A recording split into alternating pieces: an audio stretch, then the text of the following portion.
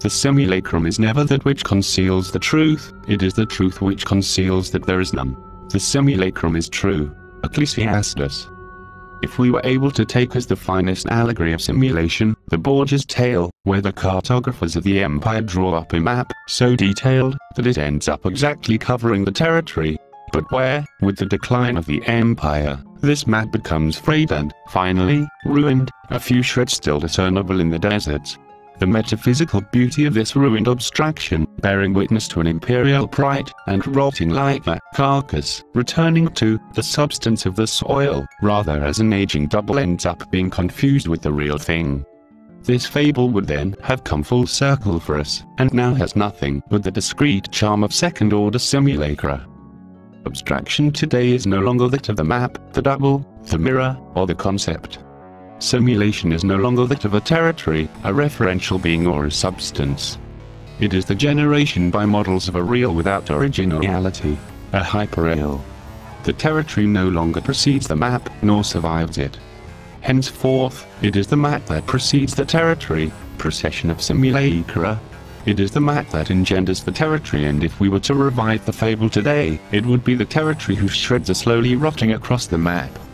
It is the real, and not the map, whose vestiges subsist here and there, in the deserts which are no longer those of the empire, but our own. The desert of the real itself. In fact, even inverted, the fable is useless. Perhaps only the allegory of the empire remains. For it is with the same imperialism that present-day simulators try to make the real, all the real, coincide with their simulation models. But it is no longer a question of either maps or territory. Something has disappeared. The sovereign difference between them that was the abstraction's charm. For it is the difference which forms the poetry of the map and the charm of the territory, the magic of the concept and the charm of the real.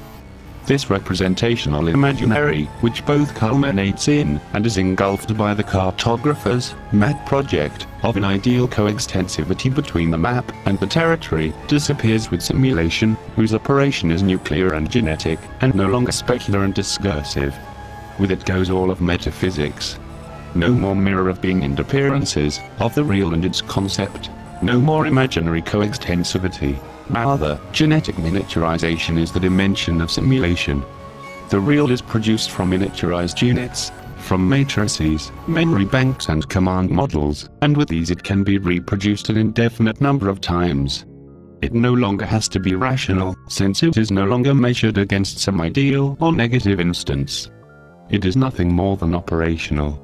In fact, since it is no longer enveloped by an imaginary, it is no longer real at all.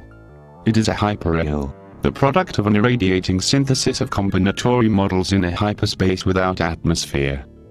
In this passage to a space whose curvature is no longer that of the real, nor of truth, the age of simulation thus begins with the liquidation of all referentials, worse, by their artificial resurrection in systems of science, which are more ductile material than meaning, in that they lend themselves to all systems of equivalence, all binary oppositions and all combinatory algebra.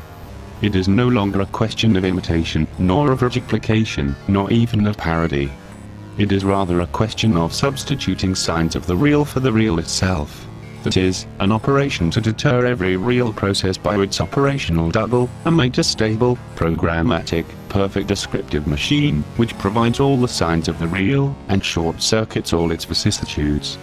Never again will the real have to be produced.